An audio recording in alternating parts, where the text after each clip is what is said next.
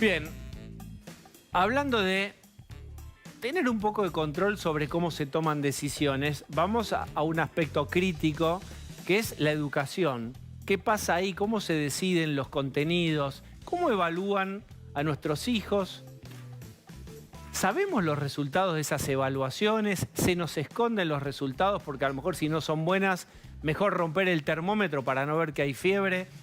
Existe lo que se llama Coalición por la Educación, que es una serie de personas que están muy familiarizadas dentro del ecosistema educativo, que están ocupándose de eso, de querer romper la opacidad, hacer transparente cómo se decide y cómo se evalúa. Está con nosotros un integrante que es Gustavo Sorsoli, ex rector del Nacional Buenos Aires. ¿Cómo estás? Muy bien, Diego. Gracias por la invitación. ¿Cuál es la principal preocupación o lo que están investigando ahora? Bueno, romper esa opacidad es intentar romper un cristal que tiene muchas capas. Es decir, tratar de tener buena información respecto de lo que se decide en las políticas públicas tiene serias dificultades. Hoy justamente presentamos ante el Ministerio de Educación de la Nación y enviamos copias a todos los ministros de Educación de las jurisdicciones del país, una nota solicitándole muy respetuosamente que las reuniones del Consejo Federal de Educación, que justamente nuclea a todos los ministros y donde se aprueban las resoluciones de las políticas centrales, ¿no? De las políticas públicas centrales, bueno, sean, voy a decir, un poco más transparentes. Hasta ahora eran reuniones que se llevaban adelante en el Salón Blanco del Ministerio de Educación. En otras épocas iban pasando en distintas provincias, pero a puertas cerradas. Entonces, lo que estamos pidiendo es que, bueno, hoy, después de la pandemia, si aprendimos algo, es que la virtualidad, la posibilidad del streaming... Muéstrennos qué están haciendo. ¿Qué están discutiendo? Pero además, no solo que están discutiendo, porque uno, bueno, finalmente ve el producto en la resolución. Pero ya es tarde. Pero ya es tarde. Pero además, lo más interesante es ver, escuchar y participar de los argumentos. Porque además la ley le exige a cada uno de los miembros del Consejo Federal que cuando vota, vote con algún tipo de argumento, o sea, que fundamente su postura. Bueno, eso no, hasta ahora no lo podíamos ver y nos parece que, bueno, eso mejora la calidad de las decisiones. Hagamos un zoom más y que todos participen de esta conversación. ¿Qué cosas concretas que se pueden estar definiendo en ese ámbito cerrado les preocupa? Bueno, ¿Qué van a dar en la clase los profesores? ¿Qué cosas concretas? Bueno, las políticas centrales que se transmiten a todos los ministerios de educación de la nación. Por ejemplo, una de las que quizás tuvo mayor envergadura y que lamentablemente todavía no se pudo poner en práctica en muchas provincias es, o sea, que ustedes recordarán, el agregado de 1 hora en la escuela primaria. A mi parecer, y lo digo personalmente, es una de las mejores iniciativas que tuvo el nuevo ministro de Educación, ¿sí? Persic, en términos de, bueno, hagamos algo para recuperar los aprendizajes de la escuela primaria. Hasta ahora muy pocas provincias se han plegado a esta iniciativa, muchas de ellas quizás, bueno, de alguna manera... impedidas por muchos gremios que se oponen a esa modificación, ¿no? Hay algunos antecedentes, Mendoza, Córdoba ya tenían más tiempo escolar y fíjense que son provincias que justamente tienen mejores resultados en las pruebas, Gustavo, ¿no? En la Ciudad de Buenos Aires se intentó hacer capacitaciones, se siguen haciendo los fines de semana, los sábados, y hay gremios que los resisten. Sí, bueno, esto es algo AEMIS que... es uno de ellos.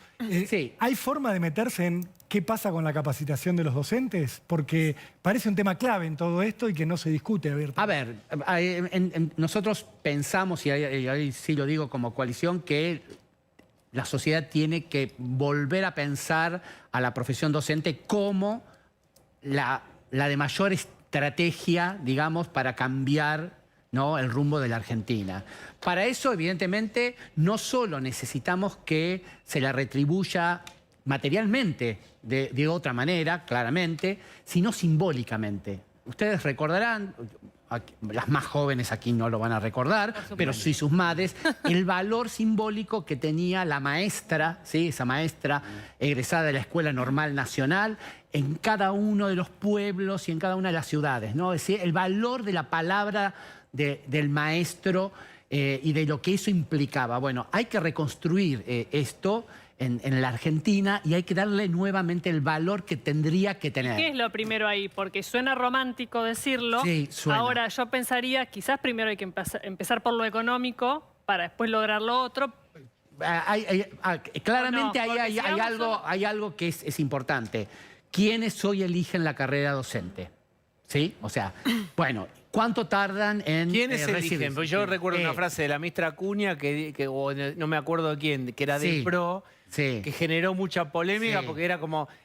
Por El descarte. el descarte era... Y a lo mejor hay datos sobre eso. Hay datos sobre eso. Es cierto ¿Cuáles son? que la elección... O sea, vos vas a un profesorado en cualquier lugar del país y te encontrás con una población que no es la que egresó el año anterior o el anterior de la escuela secundaria. O sea, no es elegida en una primera instancia. A veces sucede que transitan por otras carreras, no les va bien y terminan esta, donde saben que efectivamente hay trabajo asegurado.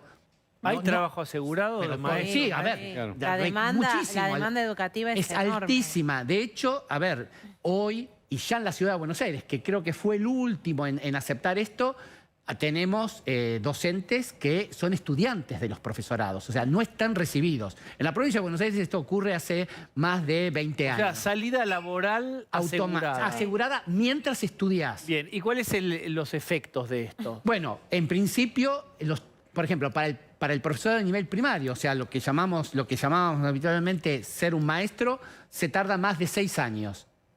O sea, invertir 6 años de formación para tener una retribución después de ese esfuerzo, porque es un esfuerzo no solamente intelectual, es un esfuerzo económico, ¿no? Ir al profesorado, estudiar, bla, bla, ser sostenido, seguramente seguir viviendo con tu familia, porque claramente estudias, y la retribución inicial. ¿Muy larga la carrera? La carrera hoy es muy larga, sí, efectivamente. A ver, teóricamente dura 4 años, bueno, muy poquitos o pocas cumplen ese objetivo de los 4 años, sino que justamente pasan 6, 7 años de promedio. Es muchísimo para formar a un docente, pero hay pocas, a ver, la verdad es que hay pocos estímulos sociales desde el punto de vista, digamos, de la retribución y después de lo que hoy es la escuela. Bueno, no es la escuela, digamos, de los chicos de la escuela normal, ¿no? O sea, lo que hoy atiende la escuela no es solamente... A ver, 2 ejes esenciales que a nosotros nos preocupan. Perdón, la lectoescritura y la matemática. Pilares de la educación, que deberían ser los pilares de cualquier transformación educativa. No son solo esos problemas, son los problemas que tenemos porque la mitad de nuestros niños y jóvenes son pobres. Ahí te hago un punto. En algún momento, lo que pasa es que eso es un concepto mucho más estructural, una discusión más estructural. La escuela también debería pensar si no hay que dejar de discutir la educación con estructuras que tienen muchísimos años, incluso en lo curricular, en cómo pensamos los contenidos o las herramientas, porque los contenidos finalmente son herramientas para que los estudiantes puedan transformar su realidad más inmediata. Sí, bien. Digo, y esa discusión es una discusión que nos debemos hace tantísimo tiempo también como sociedad. Es cierto, sobre todo porque seguimos pensando, y la política sigue pensando, una escuela con único formato para todos los chicos. O sea, pensamos en aquella escuela que fue muy exitosa, la escuela sarmientina, ¿sí? Que fue capaz de homogeneizar a toda una población, hijos y nietos de inmigrantes, bueno, que fue muy eficiente, tanto es así que Argentina fue el primer país de toda América, desde Alaska hasta Ushuaia, en alfabetizar a su población. Pero que hoy, justamente lo que todos pensamos en qué, ¿pensamos en lo homogéneo? No, pensamos en lo heterogéneo. Pensamos que cada niño, cada joven individual tiene que tener una trayectoria escolar propia, que ponga en valor todas sus potencias. Coalición por la Educación Sí.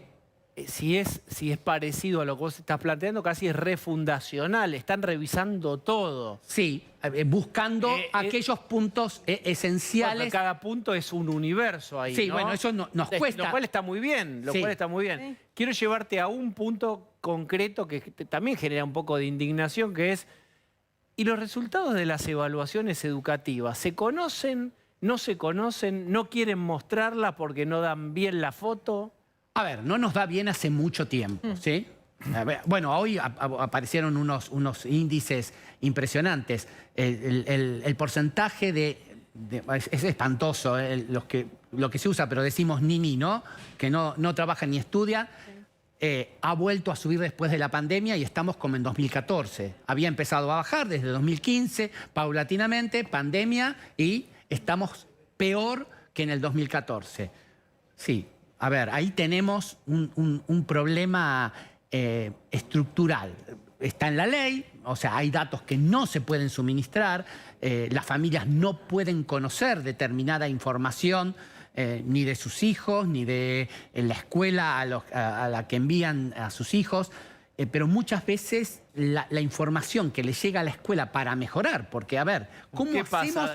Sí, ¿qué es lo que pasa? Es No la muy quieren. limitada, es muy limitada. Y además hay unas prohibiciones respecto. Si un director llega a decir, salimos primeros en el distrito en matemática, bueno, ¿Y por qué? sumario administrativo. ¿Cuál es el motivo de que esto no se conozca y no se difunda? Bueno, es una política, y una política que se aprobó, te diría, en su momento, hará 20 años, con el beneplácito de todo el arco político, digamos, no difundir datos que pueden ser sensibles en términos de decir, bueno, no mandes a ningún chico a esta escuela porque esta escuela le va mal, mandalos a esta otra que le va mejor. Pero no sería un incentivo entre las escuelas. Bueno, ahí hay toda una discusión alrededor de Achatar cómo... la pirámide, Osvaldo, ¿te suena? Achatar sí, la sí, pirámide. Pero todos los temas. no, que desaparezca, Que es pero- peor la En algún situación, momento se porque habló de no vamos a estigmatizar las escuelas donde la enseñanza no es buena. pero- efectivamente, ¿no pero, sería bueno? pero si Sería no bueno lo para hacemos, mejorarlo. si no lo hacemos, o sea, aquí, bueno, hay un nuevo actor en la educación, ¿no? Desde post-pandemia. organizados. Padres organizados. Bueno, a mí me gusta llamarlas madres organizadas porque la verdad que son el 95% de sus integrantes, ¿no? Pero bueno, efectivamente, a ver, ¿cómo pueden hacer esas familias para ayudar a las escuelas a las cuales mandan sus hijos? Muchas veces no se puede elegir. En la ciudad de Buenos Aires vos tenés 3 escuelas en el barrio y podés decir, ay no, voy a mandarla a esta, no a esta. Digo, en el campo puede. hay una, la rural, que tienen que caminar 20 kilómetros. En un pueblito chiquito en Catamarca hay una escuela. ¿Cómo hacemos para mejorar si no sabemos? Bien, yo te hago de qué esta se pregunta trata? medio casi al final y agradeciéndote. Vos fuiste rector, Sí, tuviste a cargo muchos docentes, muchos profesores. sí. ¿Cuán dispuestos están? Es difícil hacer un universal porque son muy diversos, pero ¿ven el problema, identifican el problema o creen que toda la sociedad tiene problemas? ¿Por qué nos ponen nuestras barbas en remojo? Si fulano, si tal actividad, si tal... ¿Están dispuestos a algo? Sí a algo, pero a ver, en los últimos años esa disposición me parece que ha ido disminuyendo en algún sentido, ¿no? Por ejemplo, bueno, vos planteabas la evaluación. No solamente el problema es la evaluación de nuestros chicos y jóvenes, el problema es la evaluación de los docentes que se están formando y la evaluación de los docentes que están en ejercicio. Hoy eso es No podés impensable, hacerlo. no podemos pensar. Y otro tema, Pero eso para pasa con cerrar. cualquier trabajo. Bueno, eso pasa en cualquier parte del mundo, además. Otra cosa. ¿No a se ver, los puede para evaluar ahora, Gustavo? No. Para nosotros la educación, sí, es, bueno, un servicio esencial, ¿sí? Estamos hablando de educación pública. Bueno, pensar Bien. que el servicio es esencial implica que vos, Diego, sos el gobierno y ¿qué tenés que hacer? No solo sostener desde lo económico, tenés que garantizar calidad y tenés que Bueno. garantizar continuidad. Bueno, está Eso bien, que quiere pero decir para que eso, haya clase. Bueno, está bien. Entonces, te obliga a decir, ¿es tu aliado estratégico el gremio docente o tales gremios docentes? Entonces vos, si tenés que evaluar a los docentes, bueno, ¿qué haces con el gremio? ¿Le haces caso al gremio que te pide no evaluar? No estoy hablando de todos los gremios, pero hay algunos No, que algunos, obstaculizan y que efectivamente. publican fotos como un triunfo, una victoria, y cierro con esto, de miren, ganamos 90% de ausentismo el sábado en una clase de capacitación en la Ciudad de Buenos Aires. Lo presentan, el ausentismo en una clase de capacitación es presentada como un triunfo. Complicado. Muy Gustavo, complicado. gracias. Muchas gracias a todos. Bien.